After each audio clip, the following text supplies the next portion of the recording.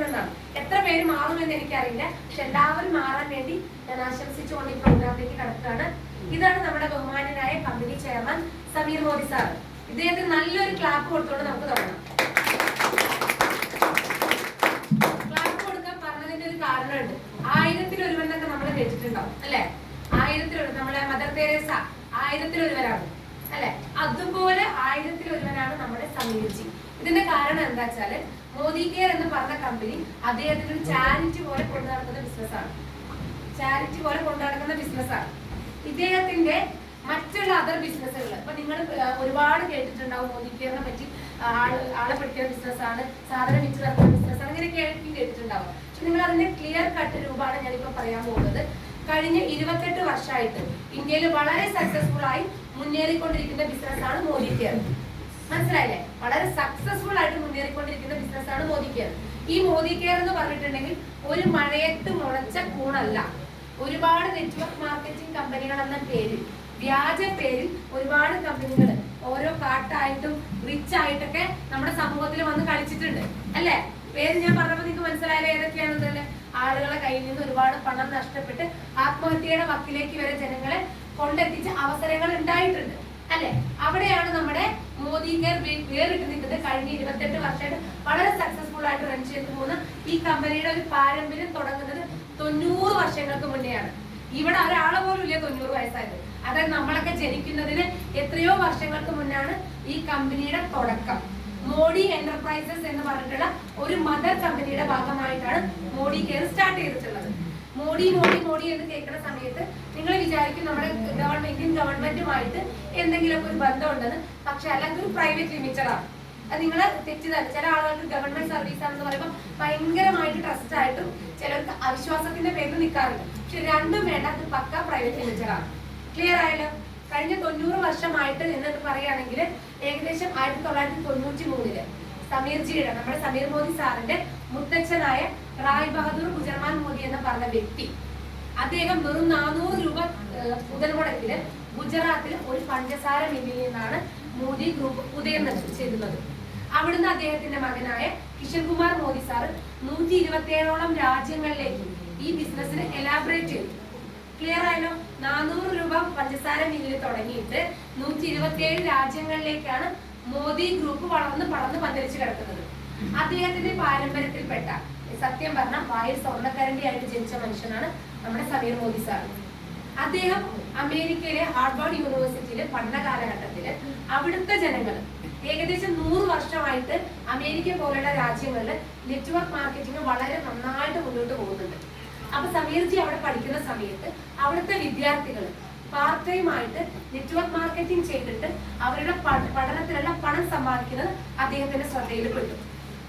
അങ്ങനെ അദ്ദേഹം എന്തായി, അദ്ദേഹത്തിന്റെ പഠന കാലയളവ് കഴിഞ്ഞപ്പോൾ നാട്ടിലേക്ക്, ഇന്ത്യയിലേക്ക് തിരിച്ചു വന്നിട്ട് അദ്ദേഹത്തിന്റെ പാരന്റ്സുമായിട്ട് ഡിസ്കസ് ചെയ്തു. കഴിഞ്ഞ 28 വർഷം മുന്നേ ഇങ്ങനെ ഒരു ബിസിനസ് ഇന്ത്യയിൽ തുടങ്ങിയാൽ എന്തായിരിക്കും.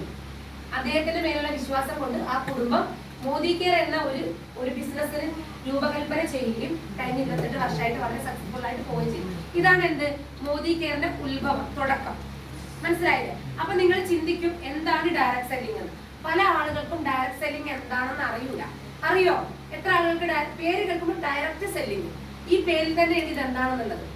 അതിന്റെ ഒരു ഉദാഹരണം പറയുകയാണെങ്കിൽ, നമ്മൾ സാധാരണ ട്രഡീഷണൽ ബിസിനസ്, നമ്മുടെ ചുറ്റും കാണുന്നതൊക്കെ എന്താണ്? ട്രഡീഷണൽ ബിസിനസ്സാണ്. ക്ലിയർ ആയോ? നമ്മൾ ഉപ്പ് തൊട്ട് കർപ്പൂരം വരെ വാങ്ങിക്കുന്നത് ട്രഡീഷണൽ മാർക്കറ്റിൽ നിന്നാണ്. അതെങ്ങനെയാണ് സംഭവിക്കുന്നത് ഞാനൊന്ന് പറഞ്ഞുതരാം. ഇപ്പൊ എക്സാമ്പിൾ പറയാം, നമ്മളൊരു പേസ്റ്റ് പോയിട്ട് വാങ്ങുന്നത്, ഗോൾഗേറ്റ്, എക്സാമ്പിൾ പറയാം, ഗോൾഗേറ്റ് പോയിട്ട് നമ്മുടെ വീടിന്റെ അടുത്തുള്ള നാരായണേട്ടന്റെ കടയിൽ പോയിട്ട് ഗോൾഗേറ്റ് വാങ്ങിക്കണം. ആ നാരായണേട്ടന്റെ കടയിലാണോ ഗോൾഗേറ്റ് ഉണ്ടാക്കുന്നത്? ബാക്കിൽ ഒരു ഷട്ടർ ഇട്ടിട്ടാണോ ഉണ്ടാക്കുന്നത്? അല്ല, അതെവിടെയാണ്? ദൂരെ ഫാക്ടറിയിലാണ് ഉണ്ടാക്കുന്നത്. രാവിലെ നാരായണേട്ടൻ സഞ്ചി തൂക്കി പോയി ഫാക്ടറിയിൽ നിന്ന് വാങ്ങണോ? അല്ല. അതെങ്ങനെയാണ് സംഭവിക്കുന്നത്? ശരിക്കും പറഞ്ഞിട്ടുണ്ടെങ്കിൽ നമ്മൾ സാധാരണക്കാരായ ആളുകളോട് ചോദിക്കുന്ന സമയത്ത് എവിടുന്നാണ് റീറ്റെയിൽ ഷോപ്പ് എന്നാണ് നാരായണേട്ടന്റെ ഷോപ്പിന് പറയാം. ഓക്കെ, റീറ്റെയിൽ ഷോപ്പിൽ നിന്ന് എവിടുന്നാ കിട്ടുന്ന വെച്ചാൽ നമുക്കറിയാം എവിടുന്ന ഹോൾസെയിൽ. അതെത്ര നമ്മൾ കല്യാണത്തിനൊക്കെ അവിടെ നിന്നല്ലേ വാങ്ങില്ലേ? ഹോൾസെയിൽ നിന്നാണ് വാങ്ങുക. അവിടുന്ന് ഹോൾസെയിലർക്ക് എവിടുന്നാ കിട്ടുന്നത്? പുതിയ ആളുകളൊന്നും പറയും, പഴയ ആൾക്കാരൊന്നും വേണ്ട. ഹോൾസെയിലർക്ക് എവിടുന്നാ കിട്ടുന്ന സാധനം? ഞാൻ ഇന്നലെ പറഞ്ഞല്ലേ, ഹോൾസെയിലർക്ക് എവിടുന്നാ കിട്ടുന്നത്? അത് നിങ്ങൾ ഇന്നലെ പറഞ്ഞല്ലേ, ഡിസ്ട്രിബ്യൂട്ടേഴ്സിന്റെ കൈകളിൽ നിന്ന് അല്ലേ? ഡിസ്ട്രിബ്യൂട്ടേഴ്സിന്റെ കൈകളിൽ നിന്നാണ് ഹോൾസെയിലിൽ കിട്ടുന്നത്. അവർക്ക് എവിടുന്നാ കിട്ടുന്നത്? അല്ല. അപ്പൊ മാനുഫാക്ചറിംഗ് എന്ന് പറഞ്ഞ കമ്പനി, അതാണ് നമ്മൾ സാധാരണ. ഇപ്പൊ ഞാനടക്കം ഒരു 2 വർഷം മുന്നേ വിചാരിച്ചിലേക്ക് ഡിസ്ട്രിബ്യൂട്ടർ പോലും അറിയില്ല, ഇക്കാക്ക് അതെങ്കിലും അറിയാം. അപ്പൊ എന്തായിരുന്നു, ഇത് ശരിക്കും റീറ്റെയിൽ ഷോപ്പിൽ നിന്ന് കിട്ടുന്ന ഹോൾസെയിലിൽ നിന്ന് കിട്ടുന്ന ഡിസ്ട്രിബ്യൂട്ടേഴ്സ്. അതും വെറും ഡിസ്ട്രിബ്യൂട്ടേഴ്സ് അല്ല, നാഷണൽ ലെവലിൽ ഒരു ഡിസ്ട്രിബ്യൂട്ടർ ഉണ്ട്, സ്റ്റേറ്റ് ലെവലിലുണ്ട്, ജില്ലാ തലത്തിൽ വരെ, പഞ്ചായത്ത് തലത്തിൽ വരെ ഡിസ്ട്രിബ്യൂട്ടേഴ്സ് വരുന്നുണ്ട്. ഇവർക്ക് കിട്ടുന്നത് എവിടെ നിന്നാണെന്ന് അറിയാം? സ്റ്റോക്കിസ്റ്റുകളുടെ കൈകളിൽ നിന്നാണ് കിട്ടുന്നത്. സ്റ്റോക്കിസ്റ്റുകൾ അവർക്ക് കിട്ടുന്നത് എവിടെ നിന്നാണ് അറിയാം? ക്ലിയറൻസ് ആൻഡ് ഫോർവേഡ്, അതായത് CNF എന്ന് പറഞ്ഞ വിഭാഗത്തിന്റെ കൈകളിൽ നിന്നാണ് കിട്ടുന്നത്, സ്റ്റോക്കിസ്റ്റുകൾക്ക് കിട്ടുന്നത്. ഈ CNF ആണ് കമ്പനി ഫാക്ടറിയുടെ കയ്യിൽ നിന്ന് നേരിട്ട് പ്രോഡക്റ്റ് എടുക്കുന്നത്. ഓക്കെ, ഇങ്ങനെ ഇത്രയും ഇടനിലക്കാരിലൂടെ പ്രോഡക്ട്സ് നമ്മളെ നാരായണേട്ടന്റെ കടയിലേക്ക് എത്തുക. ഈ നാരായണേട്ടന്റെ കടയിൽ ഇടനിലക്കാരിലൂടെ എത്തി നമ്മൾ സാധനം അറിയോ? പറ്റില്ല. എങ്ങനെയാ അറിയണത്? TV തുറക്കുമ്പോഴേക്കും, ഒരു വാരിക തുറക്കുമ്പോഴേക്കും, നമുക്ക് ഒരു മാസിക തുറക്കുമ്പോഴേക്കും നമ്മൾ കാണുന്ന എന്താണ്? പരസ്യം. പരസ്യത്തിന്റെ ഇൻഫ്ലുവൻസ് ഇല്ലാതെ പ്രോഡക്ട്സിനെ നമുക്ക് സ്വാധീനിക്കാൻ പറ്റുമോ? പല്ല് വെളുത്തിട്ടാണോ നമ്മൾ കോൾഗേറ്റ് ഉപയോഗിക്കുന്ന? പരസ്യം കണ്ടിട്ടാണോ? പരസ്യം കണ്ടിട്ട്. നിലം വൃത്തിയായിട്ടാണോ ലൈസോൾ ഉപയോഗിക്കുന്ന? പരസ്യം കണ്ടിട്ടാണോ? പരസ്യം കണ്ടിട്ട്. അപ്പൊ ഈ പരസ്യങ്ങൾക്കും കോടികളുടെ ചെലവുണ്ട്. കാരണം ഞാൻ വന്നിരുന്ന് പരസ്യം പറഞ്ഞാലോ, അല്ലെങ്കിൽ ശ്രീരേഖ പറഞ്ഞാലോ, റഷീദൊക്കെ പറഞ്ഞാലോ വന്നിരിക്കുവോ? ആളുകൾ വാങ്ങുവോ? ആര് പറയണം? കോടിക്കണക്കിന് രൂപ ചെലവഴിച്ചിട്ട് മഞ്ജു വാര്യരോ അമിതാഭ് ബച്ചനോ അബ്ബാസ് ഒക്കെ പറയണം. അപ്പൊ ഇത്രയും ഇടനിലക്കാരിലൂടെയും പരസ്യക്കാരിലൂടെയാണ് ഒരു പ്രൊഡക്റ്റ് സാധാരണക്കാരെ കൈകളിൽ എത്തുന്നത്. ഫാക്ടറിയിൽ ഒരു 35 രൂപയ്ക്ക് എല്ലാ ലാഭത്തിലും പ്രൊഡക്റ്റ് ഇറങ്ങി വിചാരിക്കാം. പക്ഷെ ഇടനിലക്കാർക്ക് കൊടുത്ത് നാരായണേട്ടന്റെ കടയിൽ എത്തുമ്പോൾ 100 രൂപയാവും. നമ്മൾ നാരായണേട്ടന്റെ കടയിൽ നിന്ന് വാങ്ങും ചെയ്യും. ഈ സാധനത്തിന്റെ വലുപ്പം കണ്ടാൽ പാവ നാരായണേട്ടൻ ചീറ്റി പറയും, അല്ലേ? പക്ഷെ ഇത് പാവ എടുക്കുന്നത് ആരാ? റീറ്റെയിലാണോ എടുക്കുന്നത്? ഇത് ഇടനിലക്കാർക്ക് പോവുകയാണ്. ഇതാണ് സാധാരണഗതിയിൽ ഉപ്പ് തൊട്ട് കർപ്പൂരം വരെ പ്രോഡക്ട്സിൽ സംഭവിക്കുന്നത്. ഡയറക്ട് സെല്ലിങ്ങില് മോദി കെയറിൽ സംഭവിക്കുന്നത് എന്താണെന്ന് വെച്ചിട്ടുണ്ടെങ്കിൽ ഈ ഇടനിലക്കാരും പരസ്യക്കാരും പൂർണ്ണമായിട്ടാണ് ഒഴിവാക്കുക. മനസ്സിലായില്ലേ? എന്നിട്ട് കിട്ടുന്നതാണ് ഇടനിലക്കാരും പരസ്യക്കാരും ഒഴിവാക്കിയിട്ട് കിട്ടുന്ന പണം സാധാരണക്കാരായ കസ്റ്റമർക്ക് കൊടുക്കുന്നതാണ് മോദി കെയർ ചെയ്യുന്നത്. ക്ലിയർ ആയോ? അപ്പൊ നമുക്ക് നല്ല ഹലാലായ പണമാണ് കിട്ടണമെന്ന് അർത്ഥം. അല്ല ആറാമായ പണമാണെങ്കിൽ ഈ ഡിസ്ട്രിബ്യൂട്ടേഴ്സും സ്റ്റോക്കിസ്റ്റുകളൊക്കെ ഹലാലായ പണല്ലേ മേടിക്കണാണോ? അവർ പണിയെടുത്തുണ്ടാക്കണം, ഇവളും പണിയെടുത്തുണ്ടാക്കണം. ക്ലിയർ ആയല്ലോ?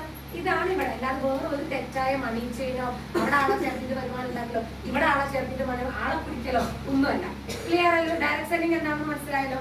ഈ ഡയറക്ട് സെല്ലിങ്ങിന് ഏറ്റവും ആദ്യത്തെ ഇന്ത്യൻ കമ്പനിയാണ് മോദി കെയർ. അപ്പൊ നിങ്ങൾ ഈ അവസരത്തിലേക്ക് വന്നതിൽ അഭിമാനത്തോടു കൂടി കൈയടിച്ച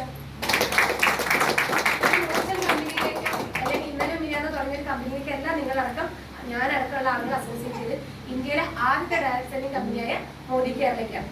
ഈ മോദി കെയറിന്റെ ഇന്നത്തെ ഒരു അവസ്ഥ എന്താണെന്ന് അറിയാം? നമ്മൾ എന്താ പറയാ, എനിക്ക് ആളെയൊന്നും കിട്ടുന്നില്ല മാഡം, ഇത് ആൾക്കാരോട് പറഞ്ഞാലൊന്നും എടുക്കൂല. പക്ഷെ പെർ ഡേ ഓൾ ഇന്ത്യ ലെവലിൽ 10,000-ഓളം ന്യൂ ജോയിൻസ് ഒരു ദിവസം വരുന്നുണ്ട്. നമുക്ക് ആളെ കിട്ടാത്ത എന്തുകൊണ്ടാണ് കുറച്ച് കഴിഞ്ഞാൽ മനസ്സിലാവും. പക്ഷെ ഓൾ ഇന്ത്യ ലെവലിൽ ഒരു ദിവസം 10,000 ന്യൂ ജോയിൻസ് വരുന്നുണ്ട്. മനസ്സിലായില്ലേ? ഏകദേശം 5,000 സ്ക്വയർ ഫീറ്റില് നമുക്ക് എന്ത് വരുന്നുണ്ട്? വെയർ ഹൗസുകൾ നമ്മുടെ കമ്പനിക്ക് വരുന്നുണ്ട്. 15,000 പിൻ കോഡുകളിലേക്ക് നമ്മുടെ ഓൺലൈൻ സർവീസ് ഇന്നുണ്ട്. മനസ്സിലായില്ലേ? ഏകദേശം 100 കോടിയുടെ ആയിരുന്നു നമ്മുടെ ഇതിലിപ്പോൾ ഫയലിലുള്ളത്. പക്ഷെ 2,000 കോടിയുടെ ടേൺ ഓവർ ബിസിനസ് ഓൾ മന്തിൽ നമുക്ക് നടക്കുന്നുണ്ട് മോദി കെയർ. ക്ലിയർ ആയോ? പിന്നെ അതുപോലെ തന്നെ ഇപ്പം നമ്മുടെ ഫയലിലുള്ള പോലെ ഒന്നല്ല, ഡേ ബൈ ഡേ നമുക്ക് ഡിസ്ട്രിബ്യൂഷൻ പോയിന്റുകൾ നമ്മുടെ ഷോപ്പുകൾ കൂടിക്കൊണ്ടിരിക്കുകയാണ്. കേരളത്തിൽ മാത്രമാണ് 1,000-1,500 ഡിസ്ട്രിബ്യൂഷൻ പോയിന്റുകൾ മോദി കെയർ. മനസ്സിലായി? നമ്മുടെ ഫാക്ടറികളും വെയർ ഹൗസുകളുടെ അവസ്ഥ പറയുകയാണെങ്കിൽ ഓരോ പ്രോഡക്ട്സ് നമുക്ക് ഏകദേശം 750 പ്രോഡക്ട്സുകൾ ഉണ്ടാവും. ഈ പ്രോഡക്ട്സ് ഒക്കെ എവിടെയാണോ അതിന്റെ റോ മെറ്റീരിയൽസ് അവൈലബിൾ, അവിടെയാണ് നമ്മുടെ ഫാക്ടറികൾ. നിങ്ങളോട് എല്ലാവരും ചോദിക്കാറില്ലേ ഇതിന്റെ ഭയങ്കര വിവരമുള്ള ആൾക്കാരെ പോയി കമ്പനി എവിടെയാ പറയും, ചോദിക്കലുണ്ടോ? ഇത് പറയാം, അത് എനിക്ക് ഇടയ്ക്ക് ബാക്കി പറയാനുള്ള ഭാഗത്തിൽ ചോദിക്കും. അപ്പൊ നമ്മൾ പറഞ്ഞു കൊടുക്കേണ്ട എന്താ? നമ്മളെന്താ, നമ്മുടെ ഫാക്ടറികൾ എവിടെയാണോ റോ മെറ്റീരിയൽസ് സുലഭമായിട്ടുള്ളത് അവിടെയാണ് നമ്മുടെ ഫാക്ടറികൾ ഉള്ളത്. എക്സാമ്പിൾ പറയുകയാണെങ്കിൽ നമ്മുടെ സ്പൈറുലിന ഒരു കടൽപ്പായലാണ്. അറ്റ്ലാന്റിക് കടലിന്റെ ഉള്ളിൽ നിന്ന് ഉണ്ടാക്കുന്ന, അതിൽ നിന്ന് എടുക്കുന്ന കടൽപ്പായലാണ്. അപ്പൊ അവിടെ കൊണ്ടുപോയിട്ട് അറബിക്കടലിൽ എടുത്ത് വെച്ചിട്ട് കാര്യം ഉണ്ടാവും. ഫാക്ടറി എവിടെ വെക്കുക? അറ്റ്ലാന്റിക്കിലുണ്ട്. അതുപോലെയാണ്. അതേപോലെ തന്നെ അംല ജ്യൂസ് ശിവാലിക് പർവ്വതനിരയിൽ നിന്നാണ്, പ്യുവർ നെല്ലിക്കയിൽ നിന്നാണ് നമ്മൾ അംല ഉണ്ടാക്കുന്നത്. അത് നിന്റെ വീട്ടിൽ നെല്ലിക്കമരം ഉണ്ടെങ്കിൽ അവിടെ ഉണ്ടാക്കാൻ പറ്റുമോ? പറ്റില്ല. ഇതുപോലെയാണ് നമ്മുടെ ഫാക്ടറികളൊക്കെ ഉള്ളത്. കേരളത്തിൽ നിന്നാണ് നമ്മുടെ തവിടെണ്ണ ക്വാളിറ്റി ചെക്കിങ്ങിന് ബോംബെയിലേക്ക് പോകുന്നത്, കേരളത്തിൽ നിന്ന് ഉണ്ടാക്കിയിട്ട്. അപ്പൊ അത്രമാത്രം ക്വാളിറ്റി ചെക്കിങ്ങിന് വിധേയമായിട്ടാണ് പ്രോഡക്ട്സ് ഒക്കെ എത്തുന്നത്. ഇപ്പൊ ക്ലിയർ ആയോ? നമ്മുടെ കമ്പനി എന്താണെന്ന് മനസ്സിലായി, എത്ര വർഷത്തെ പാരമ്പര്യം ഉണ്ടെന്ന് മനസ്സിലായി അല്ലേ? അങ്ങനെ ഒരു ആപ്പ ഉപ്പ കമ്പനി അല്ലാന്ന് മനസ്സിലായി. നമ്മുടെ കമ്പനിയുടെ അതായത് മോദി കെയറിന്റെ അതർ ബിസിനസ്സുകളുടെ കാര്യം ഞാൻ പറഞ്ഞുതരാം. ബെൻസിന്റെ ടയർ, കോണ്ടിനെന്റൽ ടയേഴ്സ് മോദി ഗ്രൂപ്പിന്റെയാണ്. പിന്നെ അർബൻ കളർ ബാർ കോസ്മെറ്റിക്സ്, ഇന്ത്യയിലെ ഏറ്റവും സെലിബ്രിറ്റീസ് ഒക്കെ ഉപയോഗിക്കുന്ന കോസ്മെറ്റിക്സ് ബ്രാൻഡാണ് കളർ ബാർ കോസ്മെറ്റിക്സ്. അത് മോഡി കെയറിന്റെയാണ്. മോഡി ഗാർഡ് ഗ്ലാസ്, ഇപ്പൊ എല്ലാ അസിസ്റ്റൊക്കെ അറിയണ്ടാവും. മോഡി ഗാർഡ് ഗ്ലാസ് ഒക്കെ ഏറ്റവും ഫേമസ് ഗ്ലാസ് ബ്രാൻഡാണ്. അത് മോഡി ഗ്രൂപ്പിന്റെയാണ്. അത് പോരാതെ 24 മണിക്കൂറും പ്രവർത്തിച്ചുകൊണ്ടിരിക്കുന്ന ഒരു വലിയ സൂപ്പർ മാർക്കറ്റ് ശൃംഖലയുടെ അധിപനാണ് നമ്മുടെ സമീർജി. അദ്ദേഹത്തിന് മോദി കെയറിന്റെ ലാഭം കിട്ടിയിട്ട് വേണ്ട ജീവിക്കാൻ. അദ്ദേഹം ഇന്ത്യക്കാരായ ജനങ്ങൾക്ക് ഒരു സാമ്പത്തിക സ്വാതന്ത്ര്യം ഉണ്ടാക്കാൻ വേണ്ടിയിട്ട് എന്നാൽ എപ്പോഴും പറയുന്ന ഒരു ഡയലോഗ് ഉണ്ട്, ഊണ് വാങ്ങിച്ചു കൊടുക്കാൻ പറ്റിയില്ലെങ്കിലും ഊട്ടുവര കാണിച്ചു കൊടുക്കാൻ സമീർ മോദിക്ക് കഴിഞ്ഞിട്ടുണ്ട്. ഇത് എങ്ങനെ യൂസ് ചെയ്യണമെന്ന് നമ്മളാണ്. ഇവിടെ ഒരുപാട് അവസരങ്ങൾ നിങ്ങളെ കാത്തിരിക്കുന്നുണ്ട്. വെറും പണം മാത്രമല്ല, അതിനപ്പുറം ഒരുപാട് അവസരങ്ങൾ നിങ്ങൾക്ക് ഇവിടെ കാത്തിരിക്കുന്നുണ്ട്. വരുന്ന മണിക്കൂറുകളിൽ നിങ്ങൾക്ക് അത് മനസ്സിലാവും. ക്ലിയർ ആയോ? കമ്പനിയെ പറ്റി തെറ്റിദ്ധാരണയുണ്ടോ? ആര് ചോദിച്ചാലും പറഞ്ഞു കൊടുത്തൂടെ, ആത്മാർത്ഥമായിട്ട് അഭിമാനത്തോട് പറഞ്ഞു കൊടുത്തൂടെ? ക്ലിയർ ആയില്ലോ? ഓക്കെ. ഇനി നിങ്ങൾക്ക് എന്താ അറിയേണ്ടത് അടുത്തത്? കമ്പനി നല്ലതൊക്കെ തന്നെയാണ് അല്ലേ? കമ്പനി നല്ലതൊക്കെ തന്നെയാണ്. പക്ഷെ എന്താണ്, ഞാൻ എപ്പോഴും പറയും, ഒരു ആശാരിക്ക് കൊത്തുപടി പോലെ, ഒരു അധ്യാപികയ്ക്ക് പുസ്തകം പോലെ, എന്താണ് ഈ മോദി കെയറിന് ഏറ്റവും വേണ്ട കാര്യം എന്താണ്? നല്ല പ്രോഡക്ട്സ് ഉണ്ടെങ്കിൽ മാത്രമേ മോദി കെയർ നല്ല ഏത് ഡയറക്ട് സെല്ലിംഗ് കമ്പനികൾക്കും മുന്നോട്ട് പോകാൻ പറ്റുള്ളൂ. അപ്പൊ നമ്മുടെ മോദി കെയറിലെ പ്രോഡക്ട്സിനെ പറ്റിയിട്ട് വിവരിക്കാൻ ഏറ്റവും യോഗ്യയായ ഒരാളെ തന്നെയാണ് ക്ഷണിക്കുന്നത്. അത് പറയാനുള്ള കാരണം, താനൂര് പിടി കിട്ടാത്തൊരു സ്ഥലമായിരുന്നു. പരപ്പനങ്ങാടി ഞാൻ 2 വർഷമായിട്ട് ബിസിനസ് വളരെ സക്സസ്ഫുൾ ആയിട്ട് ചെയ്യുന്നുണ്ട്. ഒരുപാട് തലതൊട്ടപ്പന്മാർ അവിടെ വന്ന് പരാജയപ്പെട്ട ഏരിയയില് അടിപൊളിയായിട്ട് ബിസിനസ് ചെയ്യാൻ എനിക്ക് പറ്റും. പക്ഷെ താനൂർ രണ്ട് പിടുത്തം കിട്ടാതെ കിടത്തിയത്. മനസ്സിലായ? താനൂർ ഒരുപാട് നെഗറ്റീവ്. അതിന്റെ കാരണം എന്താ വെച്ചാൽ താനൂർ ഒരുപാട് പേര് ബിസിനസ് ചെയ്ത് പരാജയപ്പെട്ട് നെഗറ്റീവ് ആക്കി വെച്ചിട്ടുണ്ടായിരുന്നു. അവിടെ താനൂരിന്റെ മണ്ണില് ബിസിനസ് വിത്തിട്ട് മുളപ്പിച്ച് നല്ല ലീഡർഷിപ്പ് ക്വാളിറ്റിയിൽ ഒന്നിച്ചു കൊണ്ടുപോകുന്ന 2 പേരുണ്ട് എന്റെ ടീമില്. ഷൈജൻ ചേട്ടനും ധന്യയും. ഞാൻ എന്റെ കുളത്തറപ്പുകളെ പോലെ കാണുന്ന വ്യക്തികളാണ്. ആളിപ്പോ ഡയറക്ടറൊക്കെ ആയി വളരെ അഭിമാനത്തോട് കൂടിയിട്ട്